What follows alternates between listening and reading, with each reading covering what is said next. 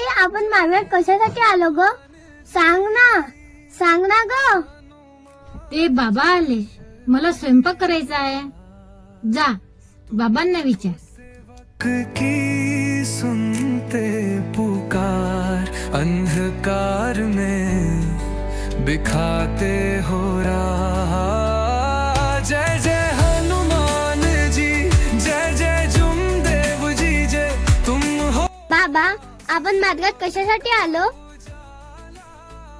आताच कामावरून आलो मी. पाणी आणतील बरं.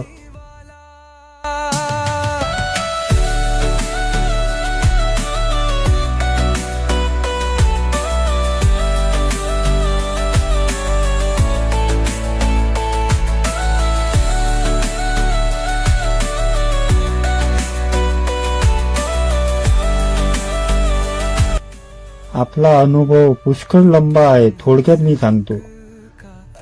तुझ्या पाठीवर खूप फोडे आलेले होते, दवाखाने केले, हॉस्पिटल केले, लाखो रुपये लागले.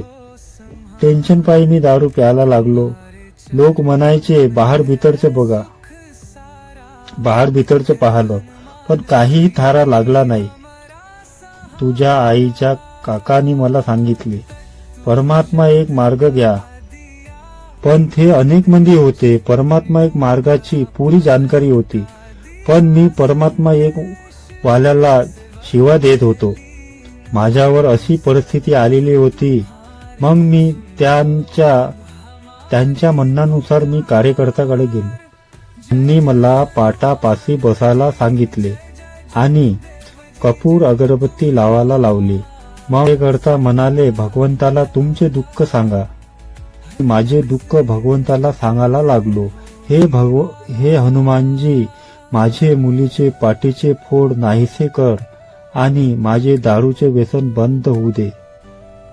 जर असं झालं नाही तर मी उद्या सकाळी दारू पिईन. भलाई तूही मला मारून टाक. जर माझ्या मुलीचे रातभरात फोडे नाहीसे झाले तर मी जीवनात दारू पिणार नाही आणि तुझा प्रचार प्रसार करीन. पहाटे झाली, 4 वाजले आणि तर पाहतो का, माझ्या मुलीच्या पाठीवर फोड आलेले होते. ते पुरी तऱ्हेने नाहीसे झाले होते. मला खूप आनंद झाला. माझे मन खूप खिलखिलीत उठले होते. तेव्हापासून मी बाबांच्या आपल्या जीवापेक्षा जास्त मानतो आणि बाबांचा प्रचार करतो. या मार्गात अफाट शक्ती आहे.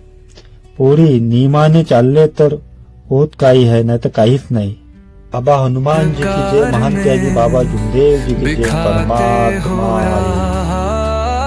जय जय हनुमान जी, जय जय जुमदेव जी, जय तुम हो आस सेवक का उजाला. हर दुख से करते हो निवाला.